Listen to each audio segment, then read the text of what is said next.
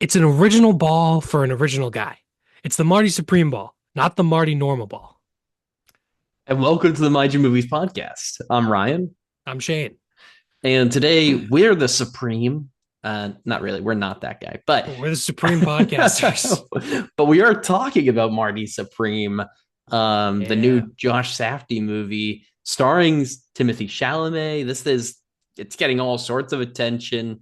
If you haven't heard about it, you're probably living under Patrick's rock with him, but but we're gonna be talking a little about our thoughts on it since it's getting so much. We were planning on talking about it before it was getting so much attention, but the marketing was awesome Yeah. for this, so I think we were planning on talking about it anyways. So This one is exciting. I really enjoyed this, and I think it's got a chance for Best Picture. I'm fairly certain it's going to win. I feel like One Battle After Another is kind of it just won at the Golden Globes the other day. It's kind of got all the heat, but I feel like Marty Supreme could come in there and snatch it away from One Battle After Another. I definitely think Chalamet is going to get a Best Actor nom, and I think that I think the he's gonna win. I think he could win it, but Yeah. I don't know. Best Picture, I'm not sure. I think I would hope that One Battle gets. I know it's I don't know, whatever. There's a lot of. I feel like there was a lot of good stuff in 2025. There's definitely a lot of good movies. And yeah, well, we'll get into it. Just so everyone knows, we are gonna have this is a full spoiler discussion. The movie's been out for a few weeks now. So Yeah. it came out on Christmas. It's middle of January at this point when this comes out. So we're gonna full spoilers. Go out and see the movie. I think at least I would highly recommend this movie. It's great. It's thrilling. It's you know kind of takes a bunch of left turns. It's a crazy story, and it's highly entertaining as well. So check it out if you haven't, and if you have, stick around and we'll talk about it. What's full of spoilers. So I love the movie. I thought it was pretty fantastic. I don't know anything about what Ryan thinks about the movie, and I feel like this movie is 2.5 hours long. Ryan is notoriously a 90-minute man. He does not have the endurance for a 150-minute movie. So I'm a little like, hey, they might not like this one as much. Clearly, you did. I mean, One Battle After Another was also long, and clearly you like that one. Mm, But yeah. what do you? I do like some long movies, I will say. But I also did not love Marty Supreme. So, I had a feeling. I had yeah. a sinking feeling. I'd been biting my tongue a little bit, and I've still been excited to talk about it and everything. But and it's not like I didn't like. I think there was a lot of stuff I did like. But overall, I think I kind of left the theater underwhelmed. I think partly, oh man, the attention that this has been getting, and I'm glad that you thought it was a very rightfully earned attention, but holy cow, it's Letterbox. I know it's still pretty new out, but it's like in the top 250 right now. It is like something like 4.6 or something out of 5. Obviously it's award season, so everyone's talking about it with awards and all that stuff. Pretty hot off the presses. And I th- I It, th- it, so it currently has, as of recording, which I think it's January 11th or January 12th. We're recording this. It has a 4.3 on oh, Letterboxd, and it's number 215 on the top 250 of all time. So a lot. I feel like it'll probably yeah. drop off that list at some point. A lot of new movies. I mean, friggin' Spider-Man Yeah. No Way Home was like in the top 100 or something when it came out. You know what I mean? And that movie kind of was dog shit in some ways. So it happens, but I think Yeah. this one I think the hype is pretty legit, to be honest. Yeah. I'm glad you thought so, but I gotta say, and we'll get more into it, but I will say, the length did hit for this one. I was feeling it pretty much once they, we're not doing like a no spoiler section here. We're just right in. So by the time they were getting to Japan, I was like, I was ready to Oh, clock out. I was like, I was pretty tapped out. I you really didn't enjoy the last table tennis battle? no, I did Oh, not. oh man. Um, pretty He, much the only table tennis. I did enjoy that one table tennis with him and oh, the guy, and they like goofed around and everything, and at you the know, beginning. towards the beginning, yeah, I enjoyed that one when the guy knew he was going to lose, and so he was they played it out, and that was fun. Um, but I really didn't care about the table tennis pretty much at all in that, and Oh, that was only okay. because Well, that was like that funny. right, that could be an issue if you don't have any interest in the table tennis. I feel like the table tennis was honestly like very well done to the point where I cared about the outcome. I don't for yeah, I enjoyed the table tennis scenes. I thought they were well done and tense pretty much Mm. the whole time. So yeah. But I guess if you didn't like the table tennis scenes, then that is a significant portion of the movie and the main climax of the movie. Yeah, and yeah, and I mean, also, I mean, he just. I know this is the point of the movie, so I'm about to complain about the whole fucking point of the movie, but man, he is such a fucking asshole. What a Yeah, what a scumbag. that was the point of the movie. Yeah, I know. I know. But I think He will do anything for this goal, this ambition. No matter who he hurts, he doesn't care. Well, the way he treats his own mother, you know, yeah. so this guy is. But I thought a fascinating part of the movie is that in that climactic sequence, at least in my experience of it, throughout the whole movie, I'm like, oh my God, you're such an asshole to the girl. Like you're sleeping with this girl who's married. You're an asshole to everyone in your family, including your mom. You're you're just causing chaos and ruining people's lives all around you. This guy's a real asshole. And then by the end of the movie, I'm like, I hope Marty wins this match. I was like, everything comes down to this. It all comes down to this. And I still was rooting for him to win the match at the end. And there's like a weird psychological, I don't know what that is in filmmaking or in human psychology, but it's to the point where I'm like at the end of the day, I'm like, yeah, look at all the shit he did to get to play this game of ping pong, to defeat his rival, this thing that he's built up so much. This is what it all comes down to. And so I was still rooting for him at the end, even though throughout I'm like, yeah, this guy's a disaster. Oh man, like I said, I really didn't actually even care that much about table tennis, but I will Right. say I just wanted him to lose. I wanted every fiber of my body wanted this guy to crash and burn.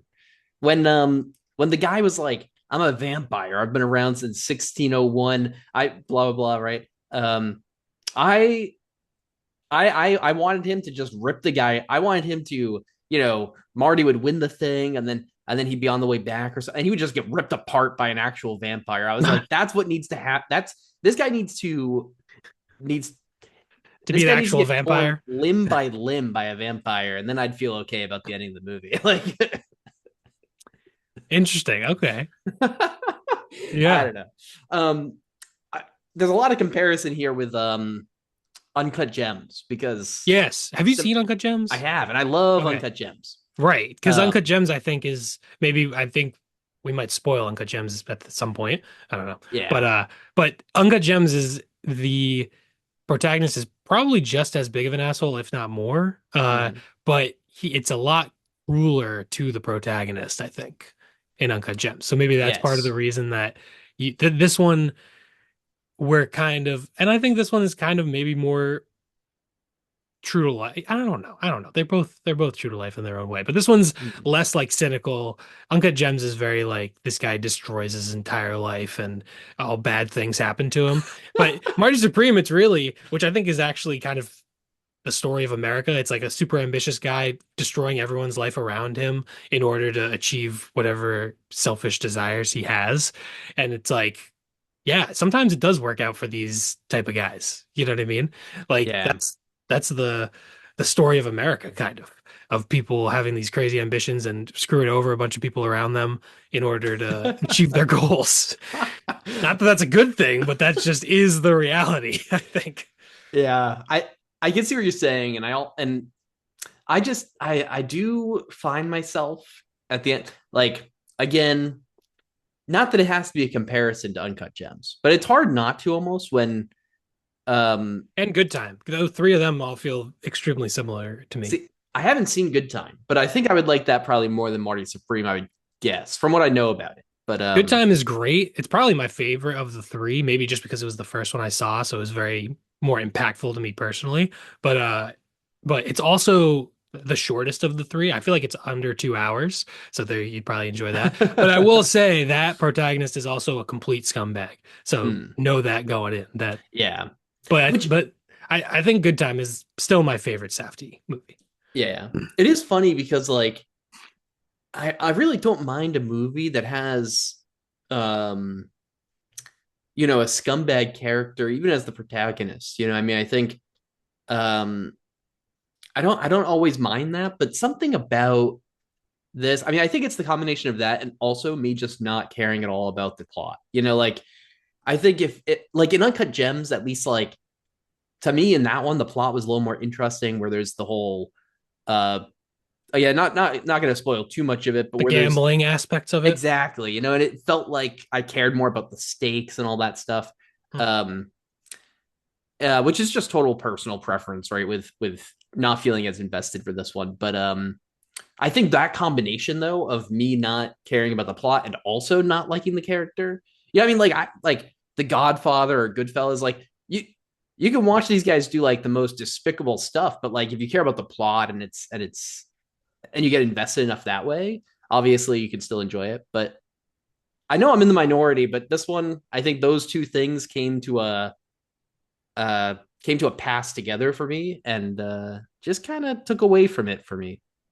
Interesting. Yeah, I think that that makes sense. I loved it. I thought it was, and I also thought it was pretty hilarious.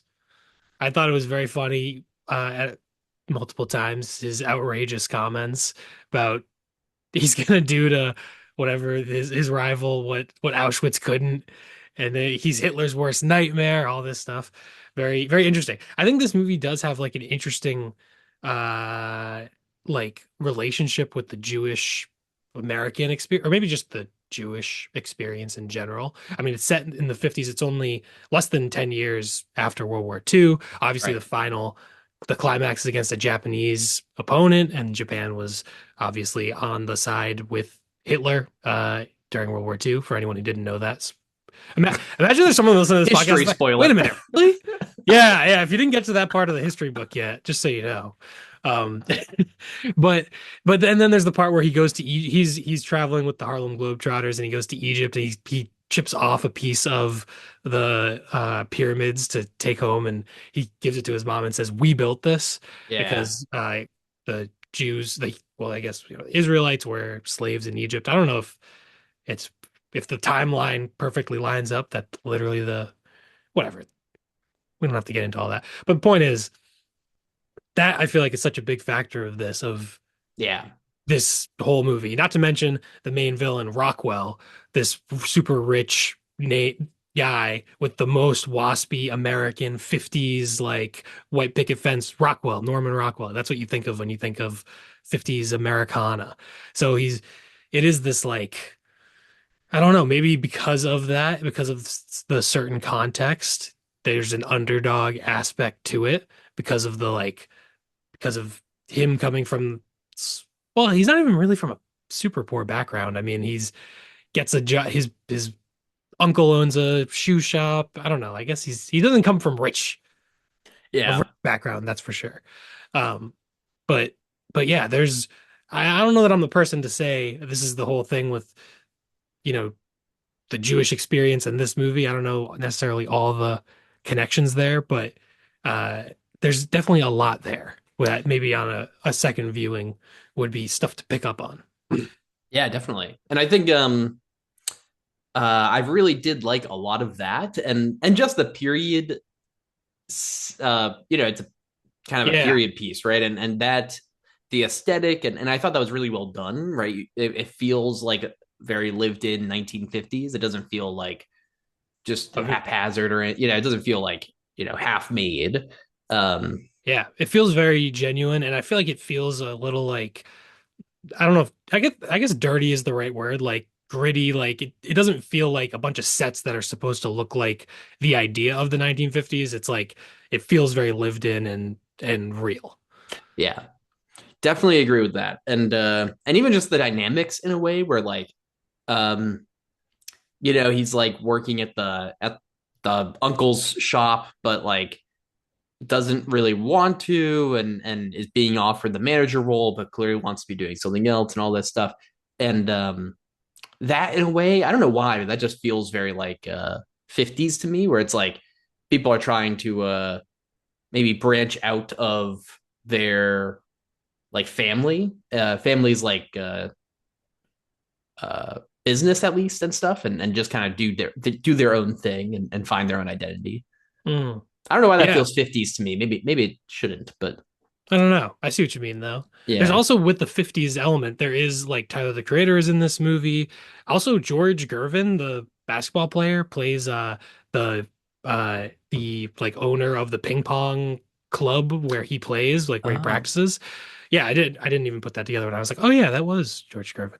But he so but there's never any like explicit racial element to things except for maybe the hustling scene where there's like they kind of use that as like to create a fake rivalry between the two of them. But like and maybe that is part of it being New York in the 50s versus other parts of America in the 50s where people it is more of a melting pot and people were more able to kind of live side by side and it wasn't as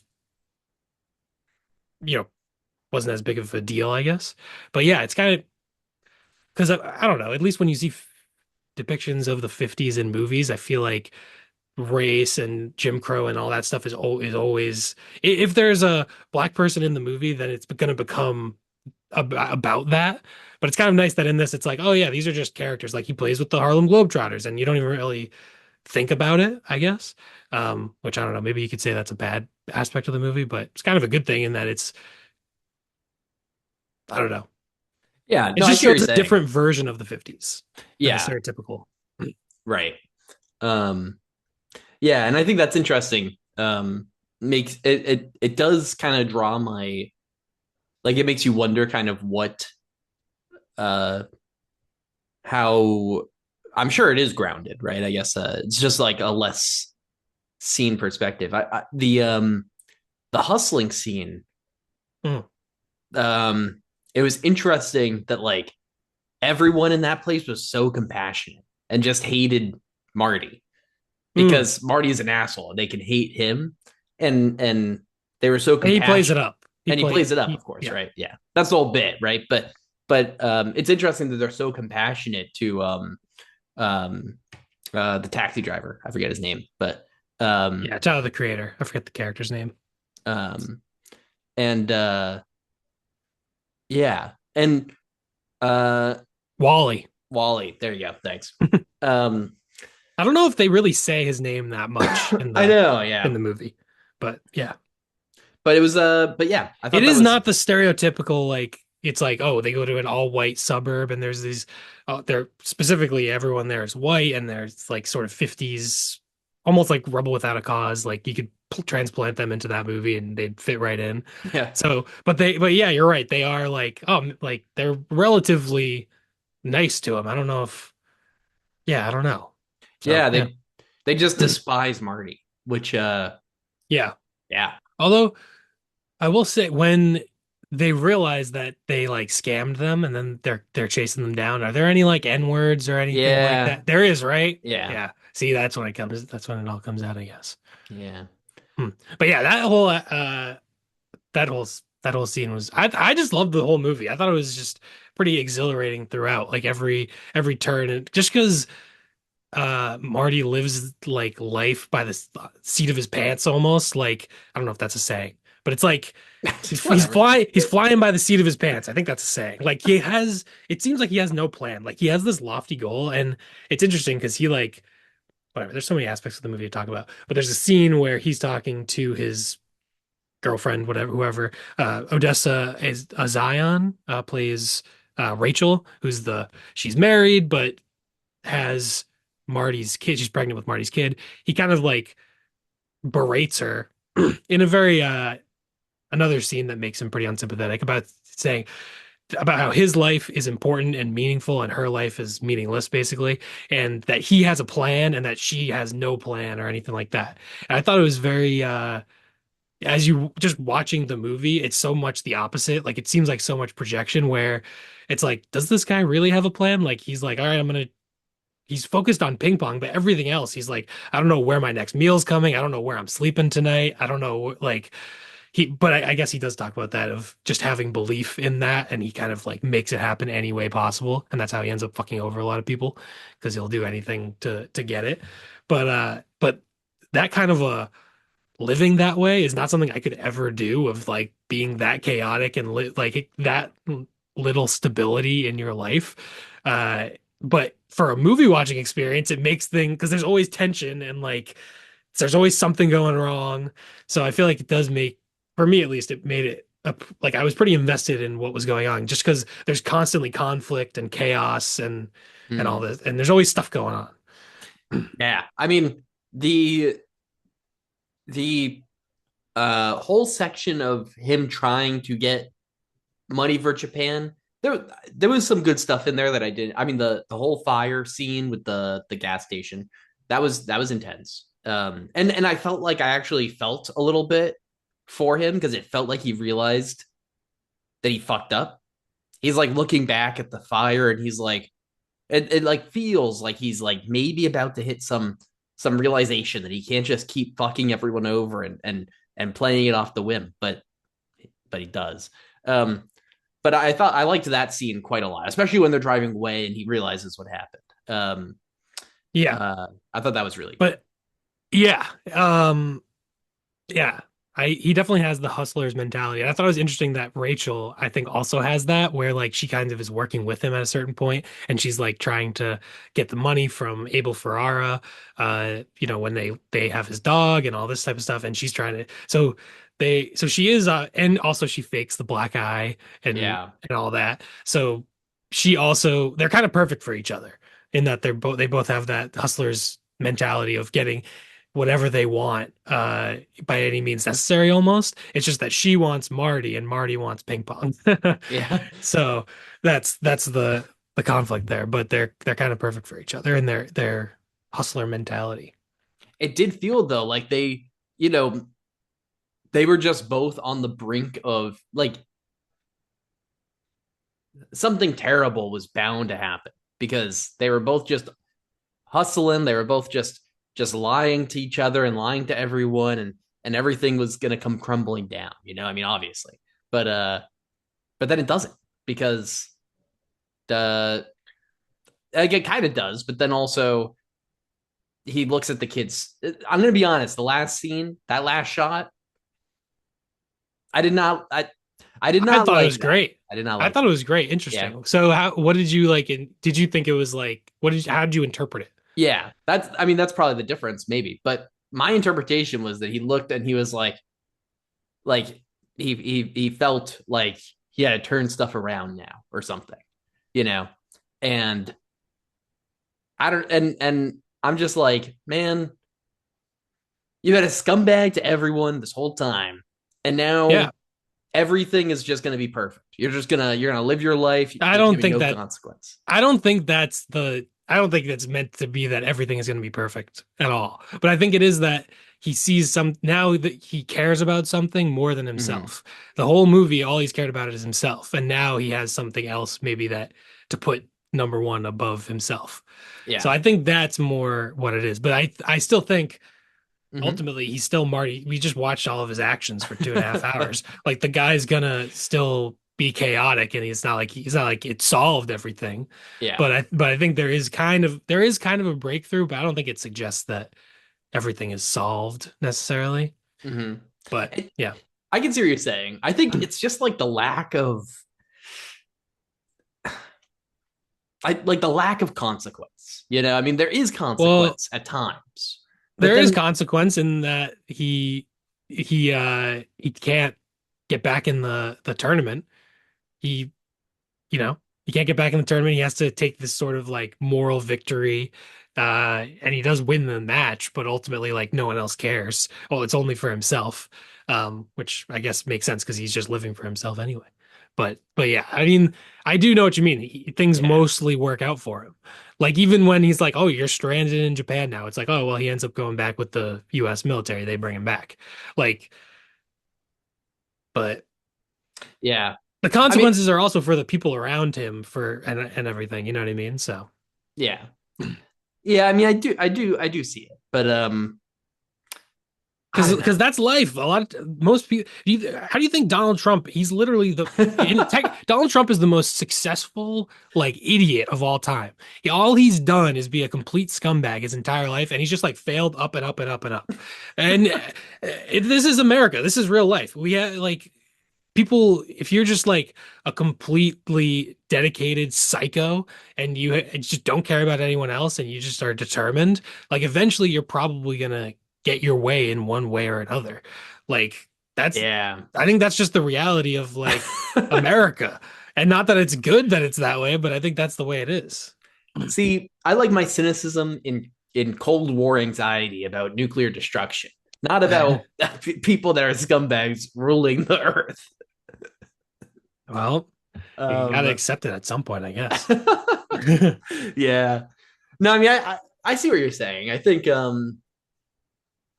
yeah, I don't I I can don't definitely see what you're saying, but I think the ending is definitely more ambiguous than like, oh, now Marty's a good person. I don't yeah, think that's not how I took it. yeah. I don't think that's entirely how I take it, but I do think like, um, it feels like there's not much consequence, right? And like you were saying, like there's more consequence to the people around him, and it's like, yeah, that sucks. Like I don't know, like, but I see what you're saying. Like that's the intent, right? Like he's a bad guy, and maybe he's like failing up, like maybe not even failing upward, but just like failing neutral. Yeah. um, but Yeah. And he is, I don't know, but then at the end, like when he goes there and he has the $1,500 and he's like, all right, I played by the rules. I'll give you the fucking $1,500, which in the 50s, whatever, what is that, $15,000 now, probably? Like, it's a lot of money. And he's like, all right, I'll pay the fine and then I'm back. I played by the rules. And he's like, no, like you're out. yeah, Like, didn't you feel a sense of he's been wronged and you want him to win at the end? I don't know. I guess I just didn't care if he was going to play in the tournament. I guess I was just like, I kind of hope he. I don't know. He needed something. He needed something to be taken away from him. You know. I guess, but he got the $1,500. But yeah, I guess. Maybe there was some kind of a deadline that he didn't realize was the thing. But it's like he had this thing of like, all right, if I get the $1,500 to pay the fine and I can get to Japan, I can play in the tournament. And he Yeah. did it, and then he still gets screwed over at the end. It's like, oh man, that sucks. But that's the thing is like it just all of. I mean, again, I know this is kind of the point, but like all of his decisions are so ego driven and so like Hmm. everything is so him, right? That like he doesn't have any idea that there's like behind the scene logistics that go into a whole world championship tournament that he can't just show up like week of Yeah, and he want to be does. in it. Yeah, well, he Like, does. He does have that like narcissism where at the very beginning he's like, "Well, yeah, I'm the best. I'm yeah, American. I'm gonna be the best, and I'm gonna make ping pong the best, the most popular sport in the world. So yeah, put me in a better hotel. Like I'm the golden boy." And everyone else is like, "We don't even like give a fuck about you, really. Like, yeah, you're no better than anyone else." But he thinks he's should be treated as the best. So yeah, yeah. And that's the thing. So he gets there, and it's like, I guess I just don't feel bad because it's like, dude, how like I guess also part of this I will say is like the fact that today, if you got a fine, right, like you find a way to pay that before you're there or something, right? And I don't really know how that worked in the 50s, but like I would still assume that you don't just show up and want to pay the fine and be all set, because yeah, I don't know. I don't, yeah, I guess like it's like there's I It's can't. ping pong. It's not the fucking World like Chess Federation or I don't know. Like who who Yeah, knows how it works? Like I don't know. I don't know exactly how that would work. But yeah, I know what you mean. It's very like yeah. he's just showing up. It's like he's just showing up at the doorstep like, can I I made play? it. Yeah, Yeah. yeah. Um, which like again, I know that's the point. He's a everything that he does is about him, right? I think so, but this is an interesting thing in that context. What about the spanking scene? Because that is a scene where he is willing to complete, he has no, at that point he sacrifices his dignity, his ego, everything so that he can get the money to play ping pong. So I think it is all about him, but it's really about his dream, I think. And this Mm, dream, this goal is the most important thing to him, more important than his dignity, more important than his this girl, anything at all. I think that obviously his ego is like a big thing, but he's even willing to put that aside and get spanked in front of a room of other, pull down his pants. And we see that little Timmy ass and he gets spanked by Mr. Wonderful from Shark Tank. What a crazy scene. But you know what I mean? Like yeah. that's the to the extent he's willing to, and that's kind of a thing where he's and not that this makes it right, but he will put anyone else through anything for his dream, but he would also put himself through anything for his dream. Like if it was like, oh, hey, you can't eat food for a week, but you get to play in this tournament. He'd be like, all right, I'm not eating a single thing. I'll just drink water for a week. Like he would do it, I think, you know, which is he has that like psycho, completely determined mentality, which I think is interesting for a character. Yeah. Yeah, I mean, I think And in the spanking scene, did you think like what did you think about that? Did you feel bad for him? Were you like finally this guy's getting some comeuppance? Did you have any sympathy for him? I didn't have any if anything, I just felt bad that he was this dumb. Like, dude, I like at some point you gotta just go work at the shoe store or figure something else out. Like maybe this one tournament in Japan, maybe this doesn't have to be the thing, you know? It is the thing though. It's the most important thing. Like his entire life has been about this. Yeah. I mean, I guess that's like it's I can't connect to Maybe that. that You know, like maybe that's also yeah.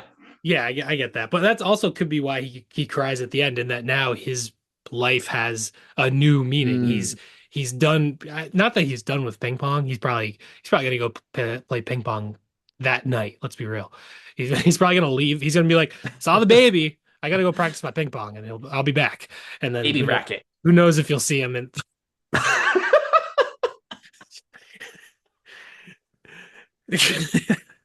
yeah, yeah.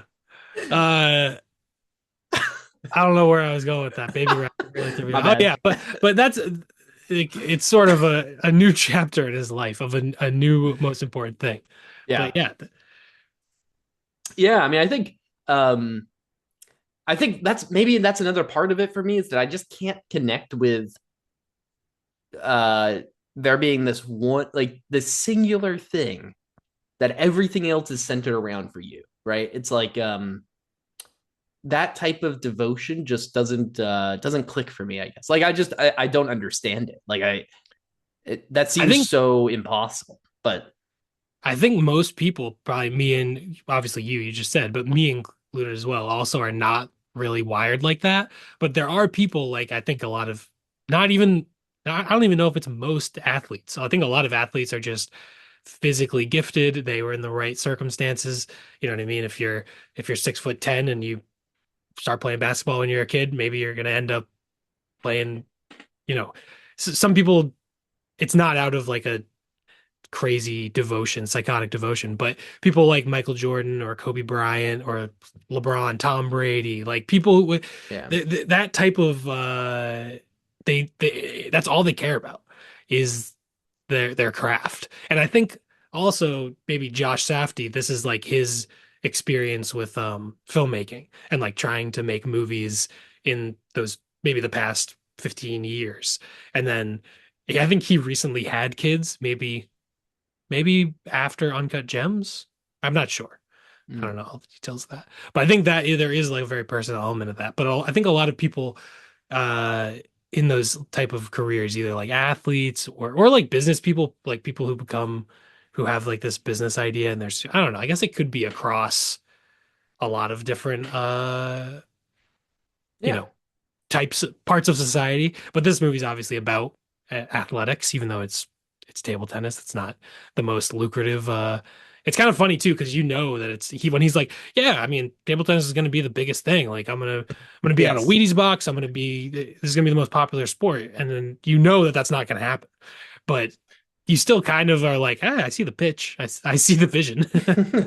That is true. I think at the beginning, and I was like, I was kind of in on it in the beginning. I was like, yeah, I see his vision. I'm like, I'm in on this. And I did also, I was like, yeah, that's funny that like he's like it's like a period piece in the 50s and he's selling this, and we all know like that doesn't happen. But yeah. Yeah, Well, I mean, I think this we do get like there are a lot of movies like about athletes that will go through anything, right? I mean, I think not that I've seen all these, but I think him was recent, and I didn't see that one, but oh yeah, I didn't see that one either. um and what was the one from last? There was like magazine dreams, um even in a way Or like like the wrestler, maybe. yeah, yeah, Yep. right. And so like I think there are a lot, and like actually I liked magazine dreams quite a bit, or at least I felt for that movie quite a bit more than this one. Um, and I, I maybe part of that is that character felt more sad and less douchey. Like I Mhm. think that was maybe that's the thing. Maybe it was just too hard for me to get past that in this movie. But again, I don't know because like I I'm kind of baffled because like Well, I get Uncut that because Gems. there, yeah, Uncut Gems. I get that, but there is like there is not much vulnerability in the movie. Like he's never sad. He's always just on his mission Yeah. and just doing it. There's never really any moments of like sadness or self-reflection or anything like that. So I get that. Yeah. I I think. What do you think about Timmy Chalamet in this? I thought he was great. I thought he did great. I fucking despise him. But he did good at making me do that. That's fair. No, I'm just kidding. I mean I think he actually was. I think he should get a best actor nomination. I don't know if he'll win. Um I think he's gonna win because especially because last year he was mm, nominated and then they gave it to Adrian Brody and then I feel like everyone was like Adrian Brody was annoying with his award speech and everyone's kind of like maybe we should have gave it to Timmy because he when he played Bob Dylan. So now Timmy will get the makeup one and then eventually that's I feel like that's how the Oscars go. But yeah. not that But it's even he's makeup one. I think it is pretty legitimate that this is maybe the best one of the best performances of the year for sure. yeah. I do think it's one of the best of the year. I mean, I think he should get the nomination. Um but yeah, I don't know. It's tough, but I think he did a fantastic job. I think again, I don't like the character, but he does really good at being this character. Mm. I yeah, I guess I didn't have as much of a pure disdain for the character, maybe because there was charm and there was he's funny when he says like I'm gonna do to this guy what Auschwitz couldn't. Like that's a fucked up dark joke, but you know, oh, well, all right. But so that's an element him being but uh, I think also Timothée Chalamet at this point for his like generation, which is our generation, I think he's 30, so he's only a couple of years older than us. Or he might be, I don't know. He's like either late 20s or like 30 or 31 maybe. But he I think he might be the biggest movie star for our age. I think the other people in there, like Michael B. Jordan, is probably the only one that's up there. Maybe like Zendaya. I don't know, Sydney Sweeney.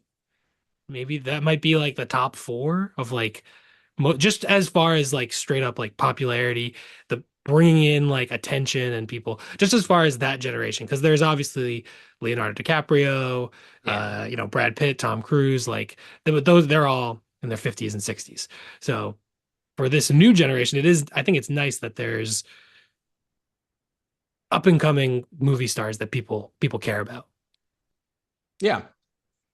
I think that's true. Um uh yeah, And I mean maybe that'll be part of the reason he might win the Oscar too, and that they're like, "All right, Timmy, you're gonna be the guy." Even yeah. though I feel like Michael B. Jordan might deserve it more, to be honest. I mean, I could see Michael B. Jordan getting it. I'd probably be happier with that. I mean, I looked it up. Timothée Chalamet is 30. Michael B. Jordan is 38. Um, Oh, okay. I didn't realize he was 38. so I know, he's a hot 38. But anyways, uh, Yeah, that's fair. um, I think like Timmy's got a lot of time. I mean, I think, Yeah. and he's gonna be in so many huge movies.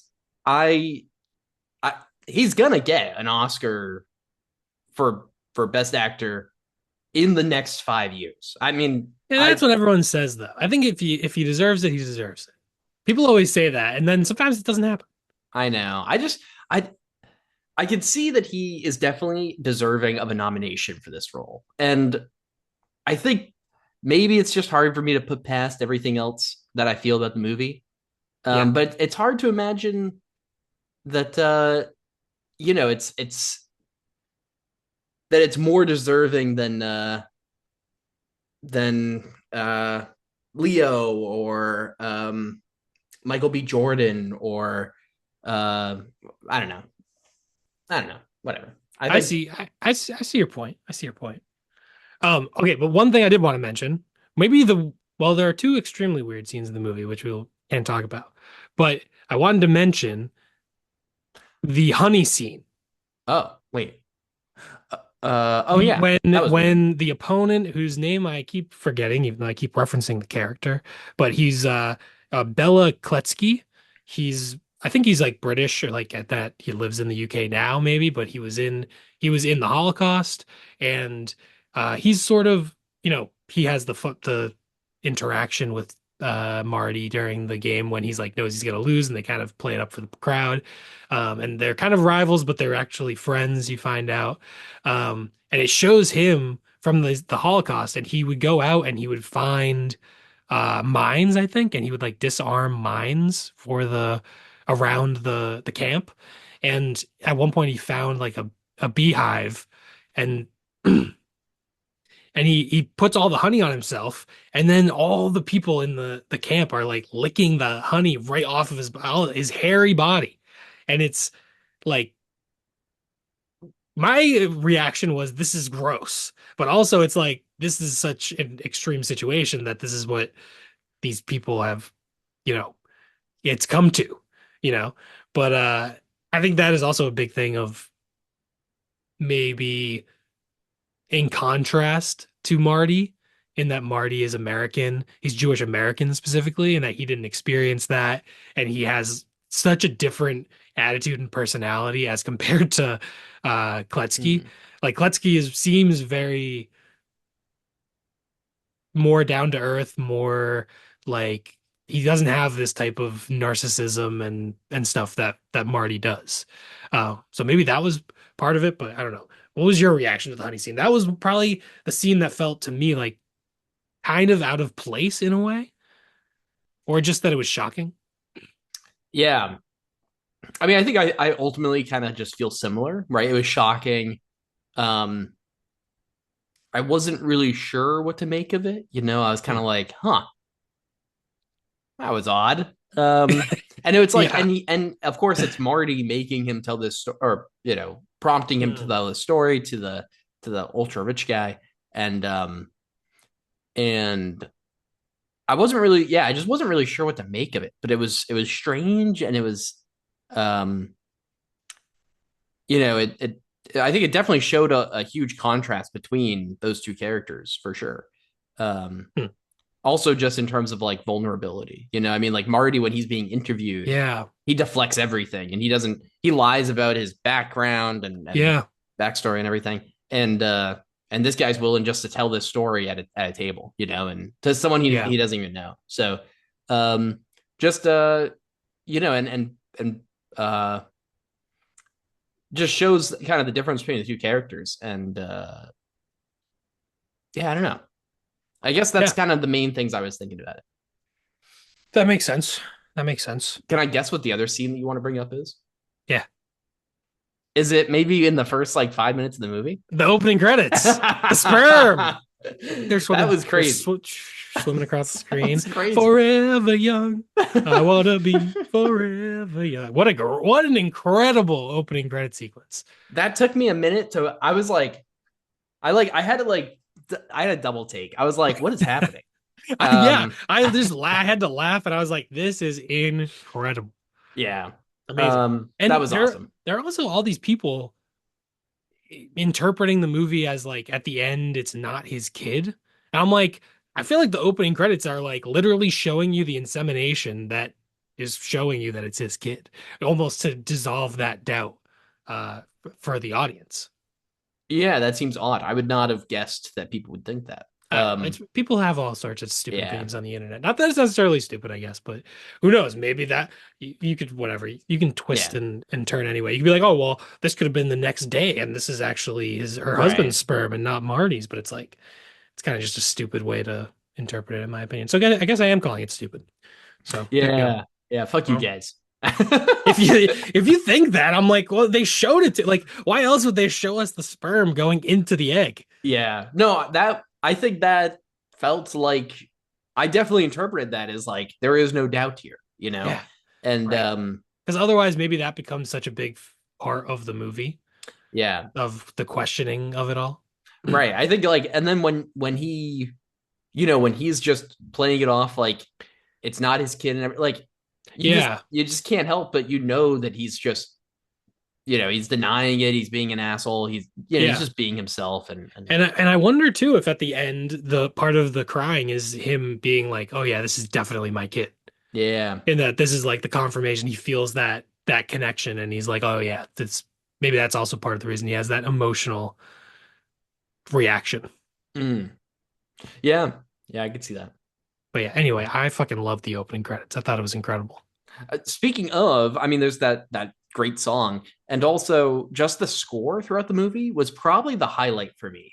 Mm, The score was just awesome. yeah, If there was anything that was going to be able to keep me in this movie, it was the score, and it did pretty freaking good at it. Um, nice. not to that was to be a little harsh, but I did really appreciate the score. And it did a really good job at highlighting a lot of moments and making me uh feel feel a lot of the tension that it was going for at a lot of times. So Oh yeah. I wanted to say at one point in the movie, I can't remember exactly what scene it was, but there was in the score, it almost sounded like frog ribbits were used rhythmically in a mm. song. Did you notice that? I this is a shame. I didn't notice that. I Okay. oh, This it may have been in my head, it may have been just some sort of an instrument or a synth that in my brain somehow sounded like a ribbit, well, but it almost sounded like that to sounds like me. I'm going back tonight, Shane. Fuck yeah. All right. You'll like it this time around. But uh yeah, I thought the score that's was funny. also great. And I also think the cinematography was really fantastic throughout. Like a lot of just great shots. It's shot by Darius Kanji, who is a great cinematographer, one of the best cinematographers working today, I'd say. Uh, and he also did shot Uncut Gems. Mhm. Uh, so yeah, I think this movie's also gonna have a ton of nominations at Yeah. the Oscars. Like acting, cinematography, music, best picture, best director. It's probably going to be one of the most nominated movies, I feel like. And Yeah. I think it's very justified. I know you didn't like it, but yeah, I guess I also felt a little more sympathy to the character. Not sympathy, but like more gray area into the character. I wasn't like this guy's pure evil. Yeah. But it's more like this is a selfish person. He's not a good person, obviously, but it's just that I didn't have as much disdain for the character, I guess. Yeah.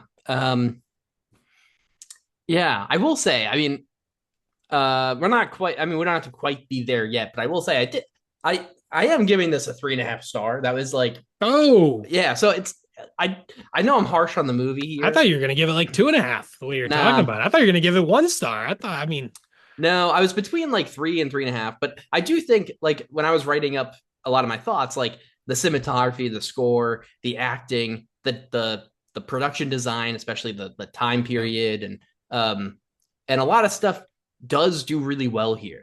But I think there's a few things that just, oh man. I think also if this was like 30 minutes shorter, I would have liked it more too. But I mean, again, part of that is just I did not care a lot about the plot, you know. But it's hard because this is one of those movies where I felt like I this is almost such a well made movie, and I just really could not appreciate it.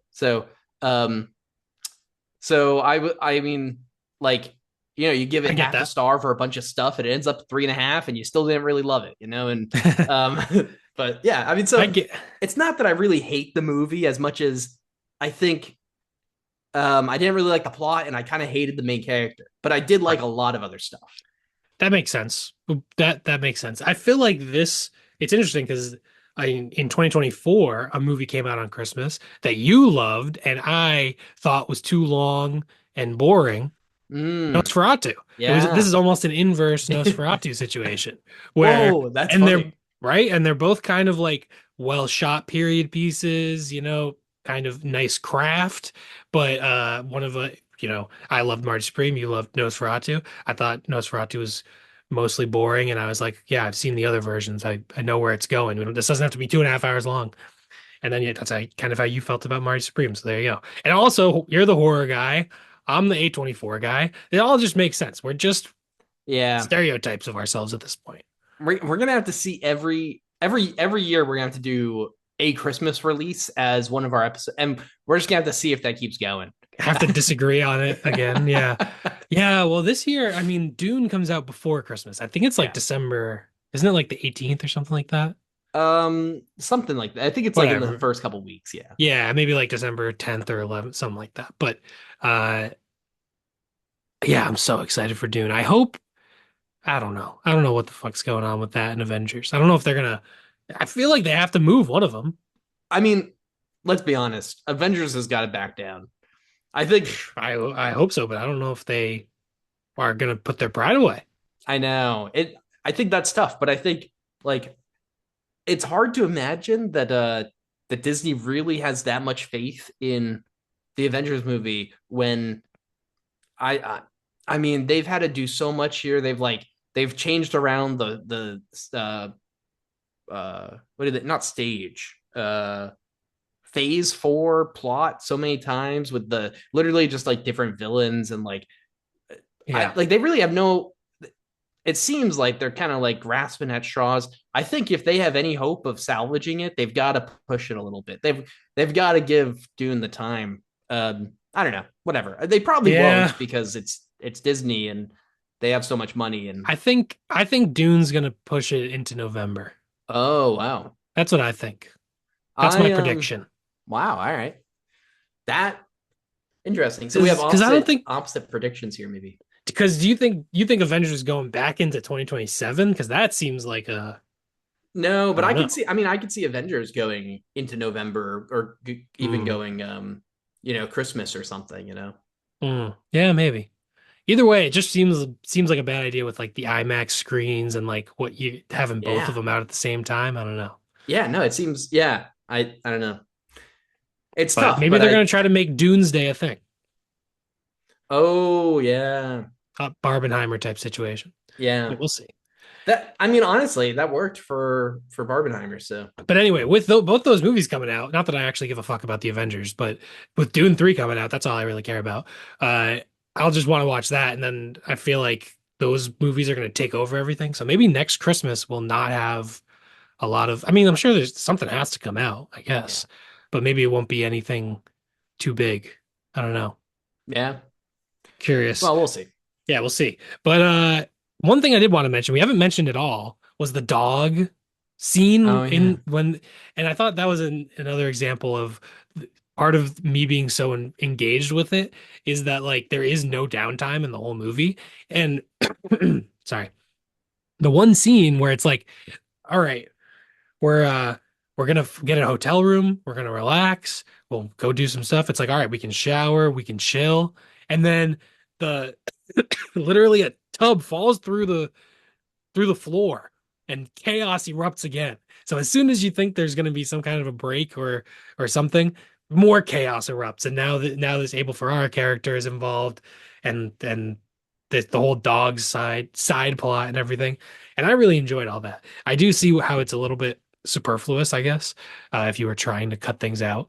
But I am glad that it's all in there and don't don't do anything. Yeah, I Yeah. liked it. I enjoyed it. I didn't enjoy that the dog seemed to be injured, not in real life, obviously, but in this movie. Don't like seeing an injured dog in a movie. That sucks. But he got away from the explosion, you know. He he gets away at the when there's like that shootout. The dog doesn't get killed, does it? I don't think it gets killed, I but don't think so I either. don't really know what Eh, happens to it. It must maybe it does run out, or I don't know. I don't remember anything happening to it there, and it does yeah, shut up, so I don't know. yeah. But yeah, anyway, I enjoyed all those aspects of the movie. And it did give Rachel, like his girlfriend, whoever, gave her like stuff to do that made her character a little bit more interesting than just being the pregnant girlfriend character. Her like trying to swindle the guy and all that. I enjoyed it all. Yeah. Yeah, I'm glad you enjoyed it. I honestly I don't know. I think uh yeah, I'm glad it all worked for a lot of people, but I do think I kind of was more on the there could have been one or two less plot points, and I maybe could have been more invested in the table tennis stuff, but I don't know. I mean, Well, if you whatever. didn't care about the table tennis, maybe they should have just made it about the dog. Yeah, I don't know. Make Marty dog catcher.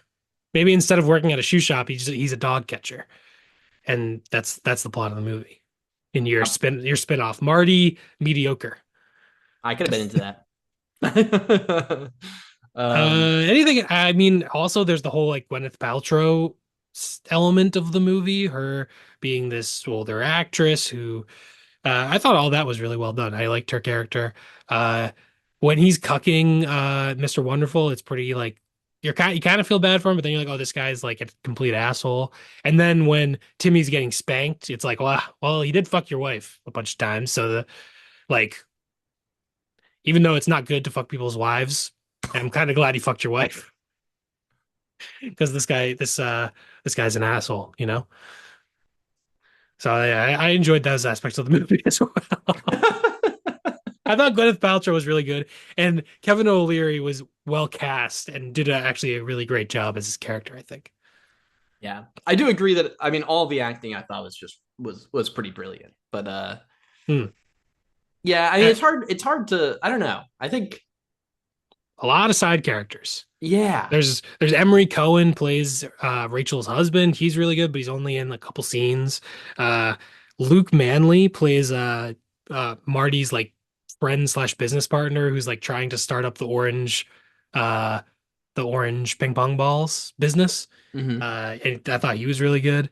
And apparently, I saw this. I didn't even notice this in the movie, but I noticed it doing some research afterwards. Apparently, Tracy McGrady and Kemba Walker play Harlem Globetrotters in the movie, but Oh, I didn't even notice that. That whole sequence was really just like a montage. So they're probably just in like one shot, and I didn't even notice. Uh, but anyway, apparently they're in the movie. So there you go. There's a bunch of cameos in the movie. So but I thought all of it was very well done. None of it was really distracting. Like I said, like George Gervin plays the the pool or the ping pong hall owner, and he just like did a good job in his role. And even though I didn't even put it together that that's who he was, I uh he did a good job. And I thought all the side characters, there's a lot of I don't know, they're all unique. They bring a unique like flavor to the movie. You know what I mean? yeah, So I enjoyed all those aspects of it and the supporting cast and making it feel like real and lived in. yeah, yeah. Yeah. I I think don't have that. there's a lot that there's a lot that happens, and I think I I liked lots of sections, and I liked the design. I liked a lot of the actual like technical aspects of the movie. Um, I don't know. I think if it stuck more with maybe his life or more with the table tennis stuff, like when he's like on the road with the Globetrotters and you get a little insight into how he feels very like uh He doesn't uh want to do like show like a circus act, but then right, like 20 minutes later he's on with the Globetrotters. right. And so I feel like I liked some of that stuff. I feel like I could have seen an arc that I maybe would have enjoyed more where it is fully in on the table tennis or fully more in on his life or something. Um, but obviously the point is that it's this big culmination of stuff, and I guess it just didn't work for me. I get that. I get that. Last thing I wanted to mention is the Safdie brothers split. Yeah, There's Marty Supreme and then there's the Smashing Machine, both kind of sports movies, kind of biopics. One obviously more based on a true story than the other. Did you see the Smashing Machine? I did not. Did you? All right, no, I didn't. Ah, I wanted to, and then I kind of yeah, wanted to watch the documentary first before seeing the movie, and then I missed it, and I'll watch it eventually. But yeah, I still haven't seen it. yeah. I also missed it. I was gonna see it. I was looking forward to it at least a little bit, and didn't end up seeing it. But I've heard it's very similar to the documentary, so I kind of want to watch the documentary first. Um, but yeah, it did look good. yeah, yeah. But All this is right, clearly anyway, getting more attention. So yeah, that Josh one seems to got maybe have won this one. yeah, at least this first battle. But I will say, Benny, he was in like Oppenheimer. He's going to be in the Odyssey, I think. Yeah. He did the Curse, so he's cooking.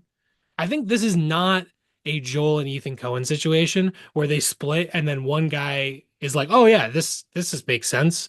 This guy's really talented." And the other guy, you're like, "What the fuck is going on? Why do you keep making dog shit?" Which is what Ethan Cohen is. No offense to Ethan Cohen if you're watching, but I'm sorry, your last two movies have sucked, bro. Like you made so many great movies, and then what the fuck are these? It's Yeah, like very different. Very different. they feel like an imitation of a Coen Brothers movie. Anyway, anyway. And now I'm gonna have to watch fucking Go Beavers that they're gonna make this next one, and I have to watch it because I love the Coen Brothers. And now, Ethan, please make a good movie. I have to watch your movies, and now I'm actually obligated. I'm obligated to, and I want them to be good. But so anyway, this I don't think with Benny and Josh this is the situation, so that's nice.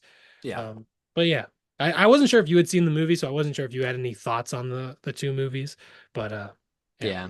I know we there was a brief moment where we talked about maybe doing the Machine oh as like a yeah, half episode, but I think it didn't time in I didn't time in well and stuff, yeah. but I'm glad we were able to do Marty Supreme even if I didn't love it. I think one it's interesting to hear what you thought about it. I saw your rating pretty early on and so I was excited to talk about it regardless, but yeah, I don't know. I think sometimes there was another big movie that neither of us really loved. Oh, Eddington, and Oh that got a lot of jeez, love right when it came out, and I mean, I liked Eddington a lot less than Marty Supreme. I thought even just like tech, like design wise and stuff, I wasn't yeah. too into it. We But didn't even do an episode on Eddington though. I think we no, just but talked about it at the top of the show at some yeah, point. but there Oh, was, but we almost did too. We had it. I don't even think we had it scheduled, but we almost scheduled it to do an episode on that. oh. And but sometimes That movie was such a slog. Anytime Eddington gets brought up, I just have to, because you know what? I spent 2.5 hours watching that thing. And so I can talk little bit about how much of a waste of time that felt like. I haven't wanted to walk out of a movie theater and like so badly, maybe in my entire life. It was horrible. There was one part Joaquin Phoenix. There's a broken door, and there's something's going on, and Joaquin Phoenix is about to walk into this bar through a broken glass in a door, and he's in the sidewalk. He's on the sidewalk, and he's walking the slow, super slow, and I'm sitting there. And at this point, I hate the movie. I'm having a horrible time. I'm checking my watch. I'm like, what's going on? I don't want to see all this 2020 bullshit. This is the most annoying movie I could ever imagine. And I'm getting tired. I close my eyes for maybe 10 seconds. I look back, it's the same shot. He's just now walking through the door.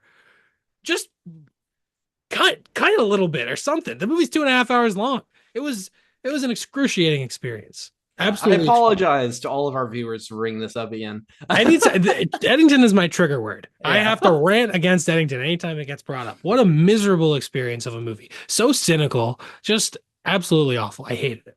The most annoying characters you could ever imagine. Everyone in that movie is 100 times worse than Marty Supreme or Marty Mauser, whatever his name is. Hmm. Um, Absolutely awful. yeah. And And not to so mention, sometimes I had to see those people. It's like 2.5 hours. You just went on like Twitter at the worst time, and all the worst elements of Twitter just get shoved in front of your face for 2.5 hours, and everything else is just desolate shots of a desolate landscape, and it just bores you out of your mind. And meanwhile, you have on one side of the screen, there's just a shot of a desert, and on the other half of the screen is you're scrolling through like it goes to like Pete Buttigieg 2020, his Twitter, and then it goes to Marjorie Taylor Greene, and you just have to scroll through her Twitter, and it just goes back and forth for 2.5 hours. That was Eddington. yeah.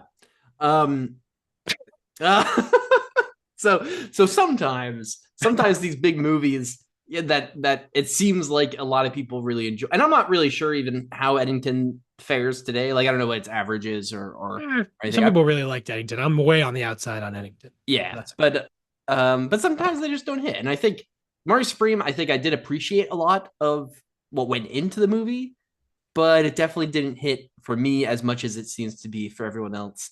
And yeah, like I said, I did end up giving it 3.5 stars. I was between 3 and 3.5, uh, but enough quality stuff went into the movie that I was tipped yeah, over the edge there. yeah.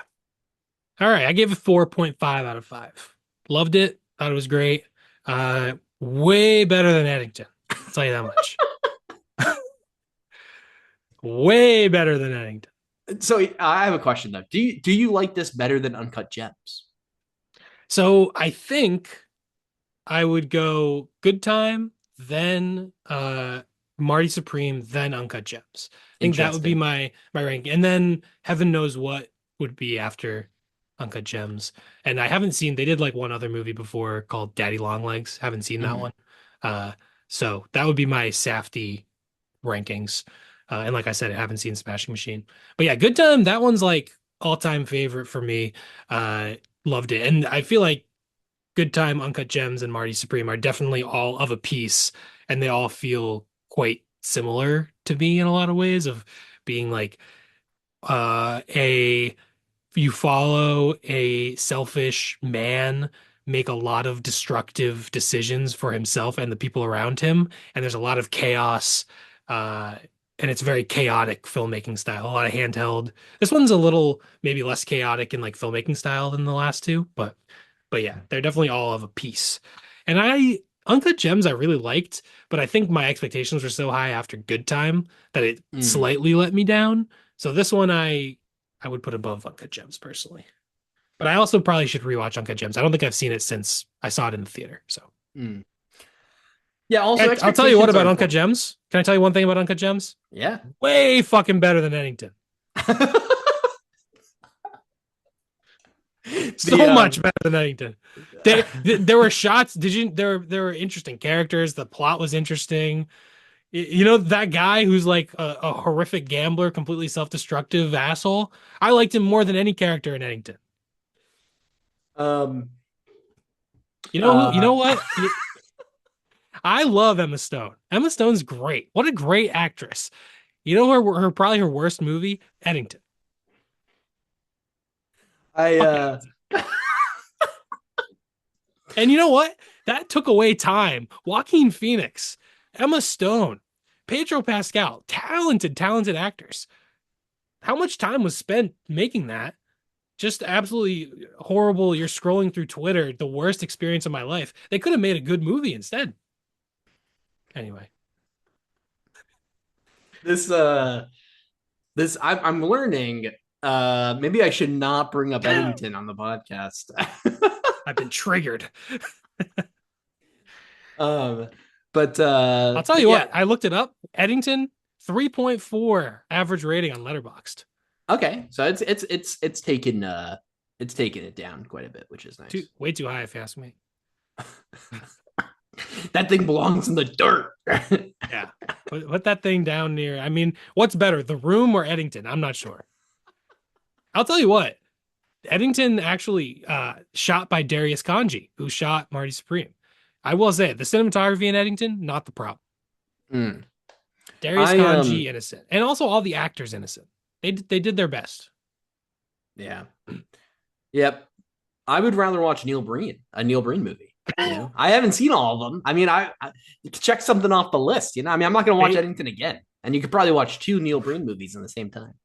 yeah. Oof. Eddington was like the worst hang you could ever imagine. It's like, would you rather hang out with like the people in Triumph of the Will or Eddington? I'm not sure. I Um, don't know. At least if you were with the Triumph of the Will people, they'd probably give you meth or something. Maybe um, the Eddington people would too. Who knows? to all the viewers out there, there was a period in Shane and I's lives where we had watched Ambulance, and Oh yeah. this is pretty much what happened. I have like reviews for like months after we'd watched that movie, where pretty much every other movie I'd watch and I'd say at least it was better than Ambulance. Yeah, Ambulance is another one where people really like Oh man. defend Ambulance. They're like, "Oh yeah, this is like Michael Bay style." Ambulance stunk. Ambulance, I think it was a lot shorter than Eddington, which gives it a little bit of a bonus point, but that one thing was nearly unwatchable to me. I think I think I was like maybe second. If that was any longer, I probably would have had a stroke and died. Yeah, If, and yeah, Ambulance was quite awful. yeah. I will say, I don't know, for whatever reason, they're just Eddington just set me off. I try to be positive on this show. I like movies. They're hard to make. It's hard to make a good movie. But there was something about Eddington that was so cynical and like horrific. It was like an anti-human movie. You know what I mean? It was like it came from Satan. And I was just like, I can't like the vibes were so awful that I couldn't do it. It hated humanity so much that I was just rolling my eyes and annoyed at the movie. We're gonna get comments that are people just saying Eddington. Yeah, you know what? You might as well. Ari Aster's gonna be like, "Oh, I'm glad you enjoyed the movie." Yeah, yeah. This is why Ari Aster will come on to talk about Hereditary with us. Oh man. um, well, I don't.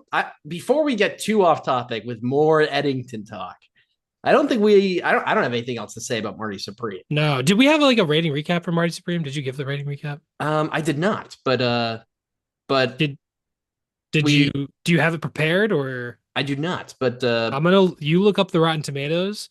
I will say that on Letterboxd it has a 4.3 out of 5. wow. Very high. Obviously, it's only been out for a few weeks, so that impacts things. On IMDb, it has an 8.2 out of 10. Wow. On Rotten Tomatoes, it's got a 93% critic score. Holy cow. And a 82% audience score. So both That comes out very to an high. 85.75 out of 100. Wow. Yeah. So that's really high. 8.5 out of 10. I mean, that's like Yeah, that's that's on our higher end. I yeah. keep saying that I've got to make a spreadsheet of these at some point, and I don't, but it would be interesting. But it's definitely on our higher end. I mean, it is new. I think that's always we always like to give that little disclaimer with the rating recaps. I mean, they're always subjective, but also especially when a movie's just come out and the wider audience hasn't necessarily seen it yet. But you know, maybe when they do, they'll all smash it like me. Come on, guys, get with it. Marty Supreme sucks. Get out of here. Great No. movie. Great Yeah. movie. Glad we talked about it. Yeah, I don't know. Yeah, Uh, curious to see what you guys think. You know, did you what are your Safdie ratings? Do you like it? I mean, I like Uncut Gems better, certainly, if you couldn't tell. But did you like Uncut Gems better? Have you seen Good Time? Do you like that better? Do you like that worse than Marty Supreme? What about Oscars? Do you think this is gonna get I mean, I think we all know it's gonna get nominations. what do you guys think about actually winning?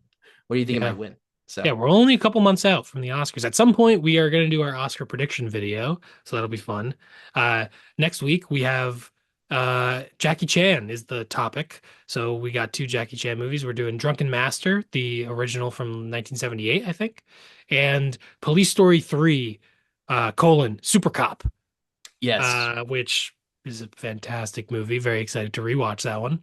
So that'll and be, oh, just a heads up, if you're gonna follow along, you do not need to watch Police Story 1 and 2. You might get a little more context, but if you just want to jump in on number three, it's a blast. yeah, yeah. You don't really need to see one and two to see three. Uh, but yeah, so check those out. Follow us on, subscribe on YouTube. We're on the podcast apps, Instagram, Letterboxd, Mind Your Movies, all one word. From there, both of our accounts are linked in the bio, so you can follow us there. Uh, and I think that's all I have to say. Yeah. Don't forget to mind your movies.